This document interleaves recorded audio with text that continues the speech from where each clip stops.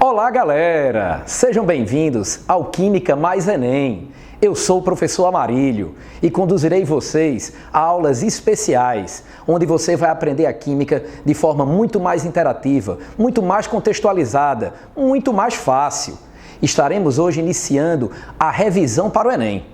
E, no primeiro módulo, trataremos da química geral. Para começarmos, falaremos daquele que é o protagonista do estudo da química, a matéria.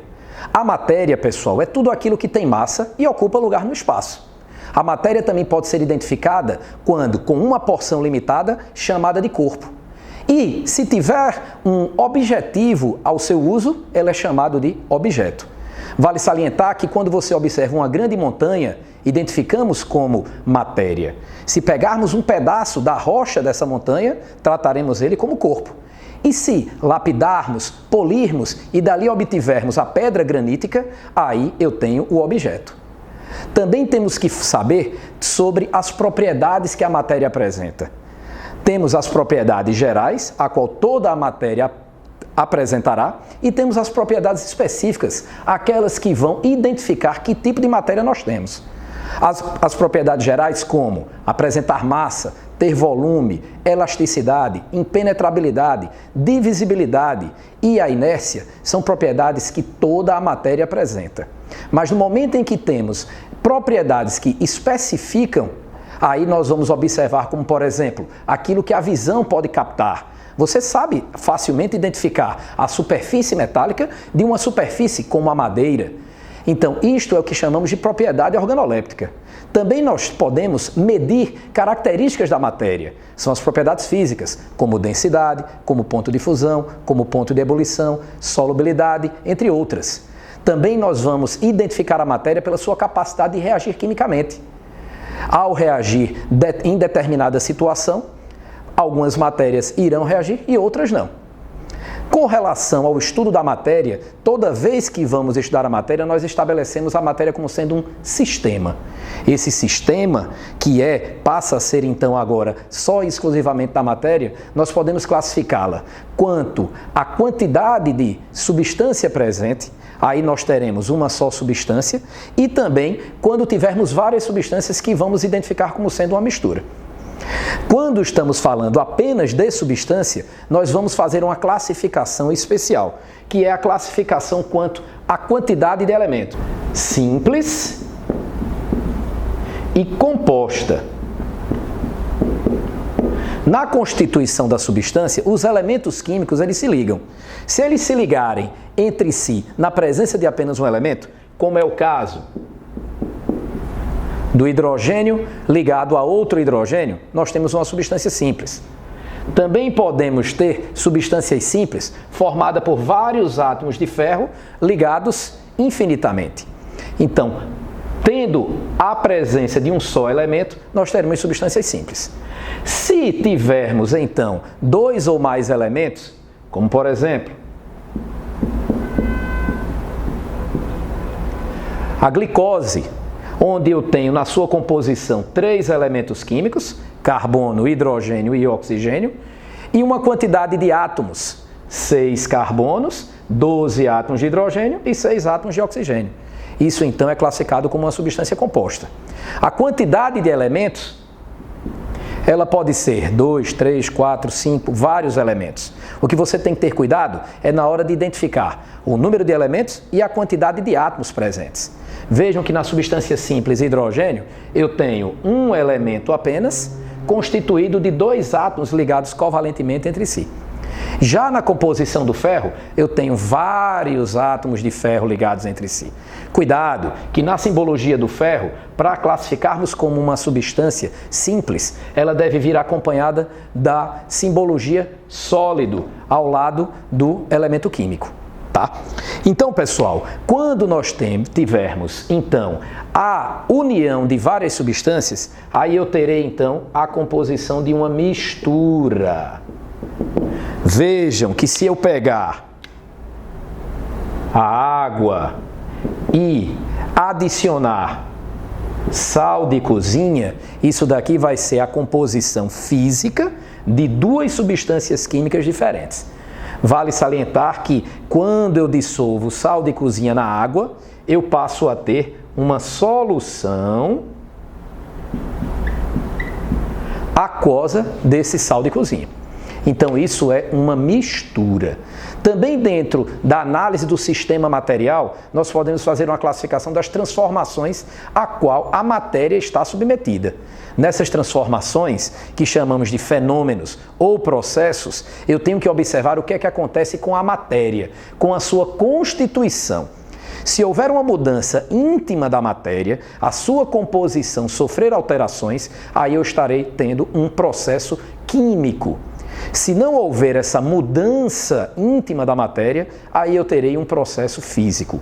Isto que acabei de apresentar, a formação da mistura, é um processo físico, pois houve apenas a união das duas substâncias sem haver a produção de uma nova substância. Caso eu tenha, como por exemplo, a união dos gases hidrogênio e oxigênio submetido a uma determinada condição energética, eu terei a produção de uma nova substância, a água. Vale salientar que a formação de uma nova substância é resultado da mudança das ligações químicas que constituem essas substâncias reagentes. E na nova formação de ligações químicas, formando o que nós chamamos de produto. Dentro dessa análise, eu tenho a classificação de fenômeno químico e fenômeno físico, um dos assuntos recorrentes do nosso Enem.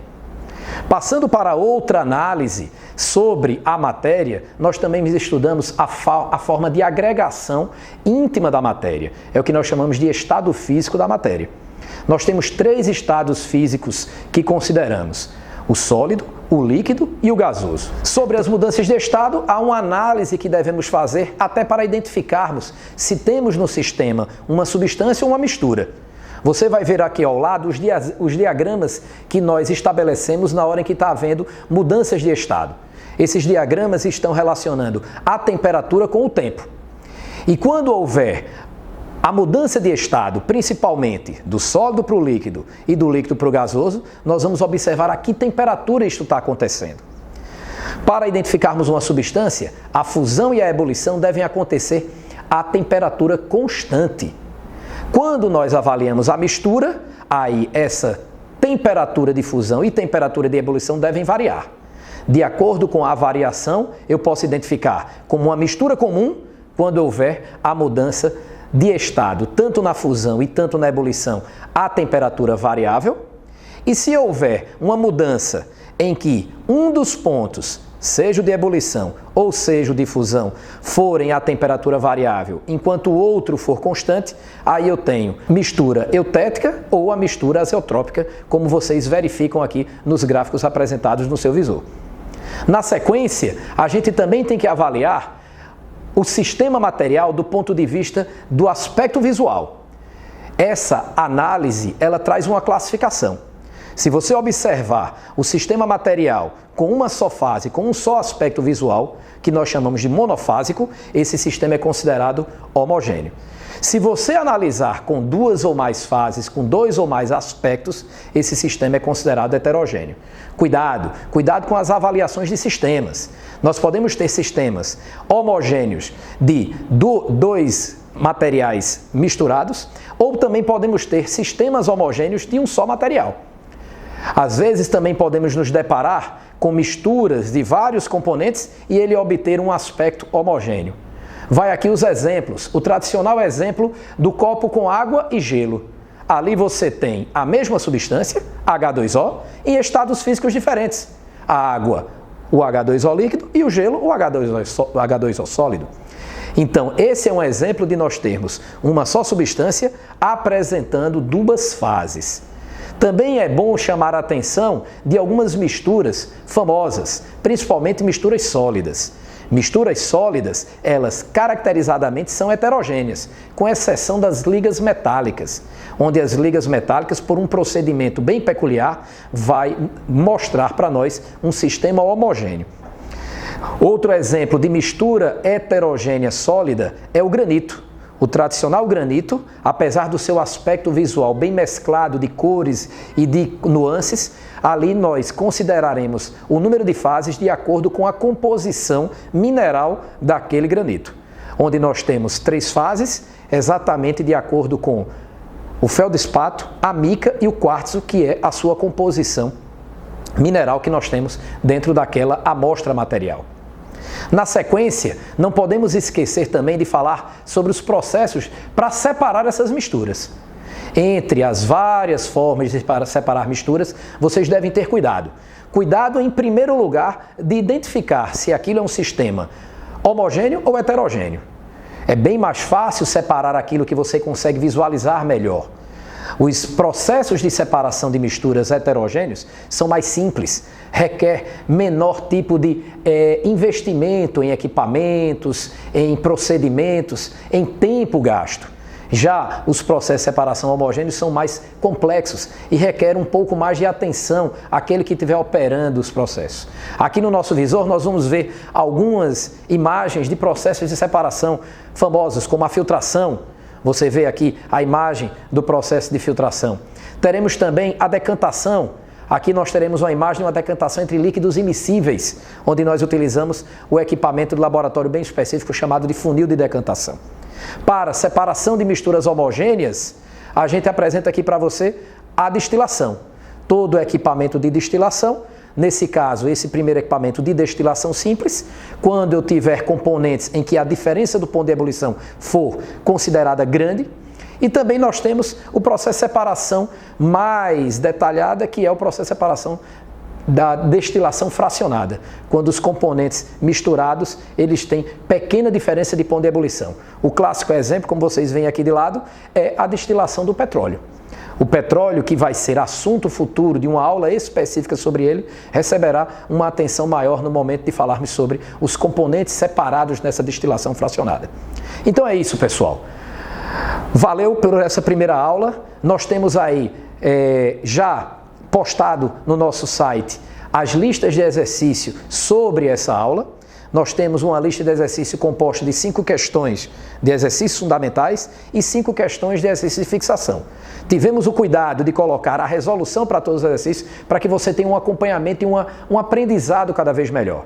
Mas não se preocupe, qualquer dúvida, você se comunica com o nosso site, como temos aqui o nosso endereço, e nós estamos sempre à sua disposição.